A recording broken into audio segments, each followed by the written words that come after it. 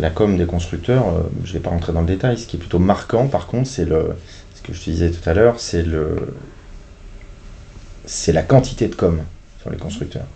Moi, je trouve ça choquant, c'est-à-dire qu'on ouvre le site, le vôtre ou tous les sites qui peuvent apparaître sur le marché, et on voit le constructeur Volvo qui discute pourquoi Renault ceci, Peugeot, voilà.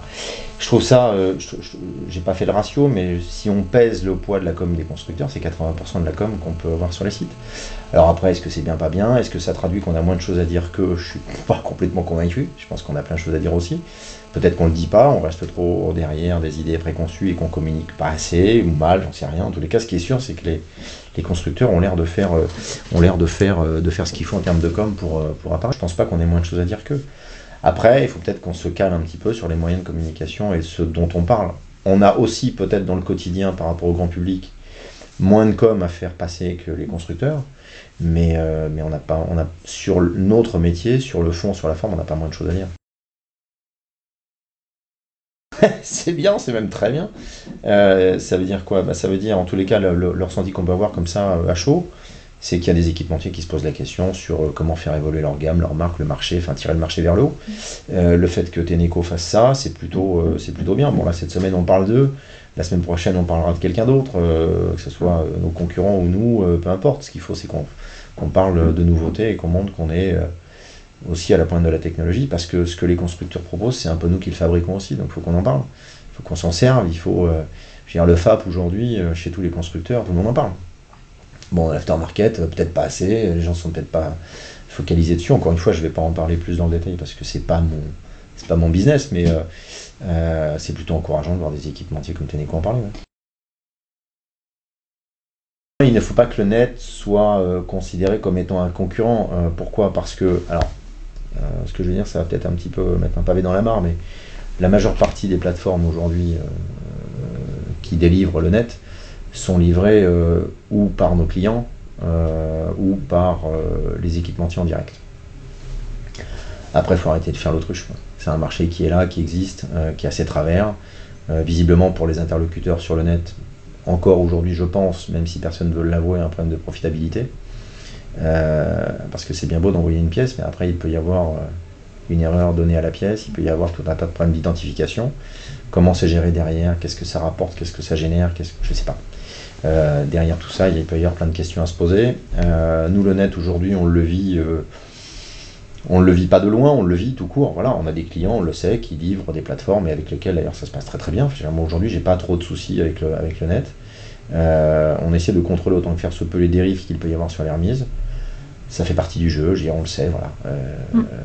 Au même titre que les fast-fitters, à un moment donné, l'ont fait, en faisant de la promotion à tout va, en face de nos garagistes et néanmoins clients finaux. Voilà. Le net n'est pas une finalité, je répète bien ce point. Aujourd'hui, il est assez facile de monter un site, puis on claque dans les doigts, on monte un site. D'accord? Avoir un stock, c'est déjà plus compliqué. Je ne vais pas acheter un deuxième pavé dans la mare, mais aujourd'hui, on s'aperçoit que le mal chronique de la distribution, c'est une problématique qui porte beaucoup sur la mise à disposition des pièces et donc les stockages.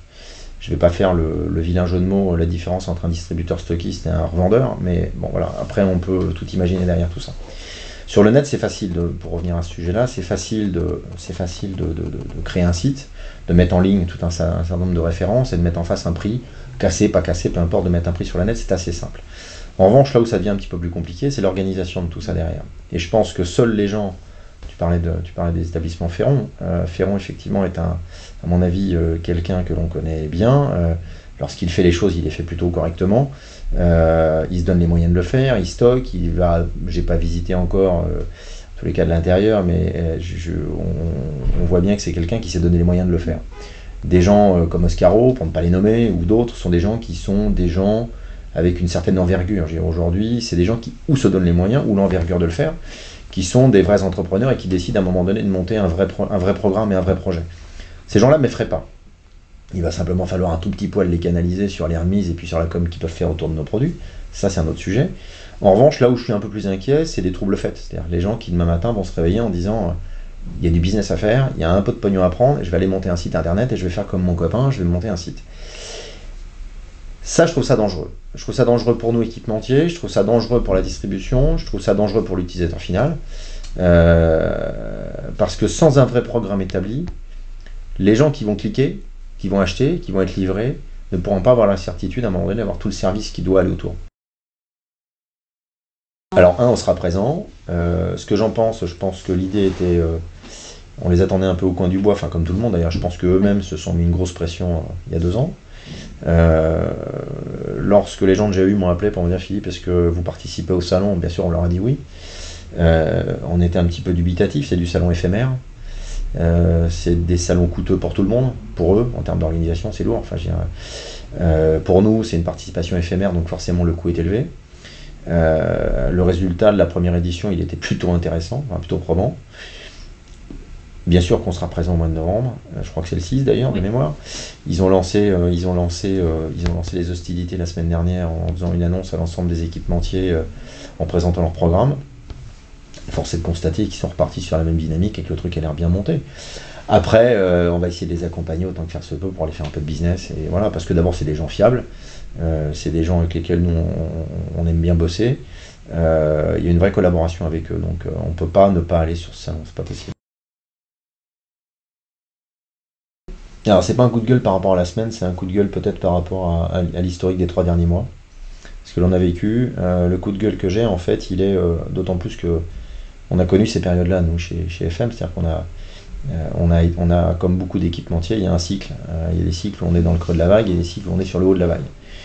À une époque, on était dans le creux de la vague, on avait un genou par terre parce qu'on était un petit peu, on était en période de réorganisation, de flottement. C'était l'année 2007, mi-2008.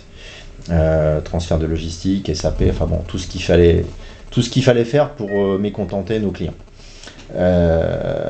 D'autres équipementiers, visiblement, depuis quelques mois, se retrouvent dans cette position-là. Moi, le coup de gueule que j'ai, c'est par rapport à eux. C'est-à-dire qu'aujourd'hui, je ne comprends pas pourquoi, lorsqu'on a un genou par terre, on se doit d'aller faire n'importe quoi sur le marché en termes de conditions, d'aller tirer le marché vers le bas. Je trouve ça un peu absurde. C'est pas en faisant du dumping sur les prix comme on est en train de le constater aujourd'hui qu'on va faire avancer la filière, je pense pas. On a pris nos positions, et je l'ai dit très clairement lors de la dernière conférence de presse. On a expliqué simplement qu'on voulait faire un business profitable. Voilà, c'était la volonté qu'on avait, c'était l'idée qui est toujours d'actualité aujourd'hui, c'est-à-dire qu'on est là pour faire un business construit, profitable, avec des gens qui ont envie d'avancer. Maintenant, face à ça, il y a toujours eu, il y en aura toujours un Judas autour de la table. On s'est quitté, nous, avec certains clients par la force des choses. Très peu, mais on en a comme chaque année notre lot de clients qui effectivement ont trouvé l'herbe plus verte ailleurs. Alors dans certains cas ça nous a arrangé, dans d'autres pas, mais il faut être honnête aussi par rapport à ça. Là où par contre j'ai un coup de gueule à pousser, et je reviens là-dessus, je finirai là-dessus, c'est qu'en fait on s'aperçoit que sur des marchés sur lesquels on est positionné, je ne vais pas dire on est bien positionné, ce serait présent de te dire ça, mais en tous les cas avec nos clients on essaie de travailler sereinement.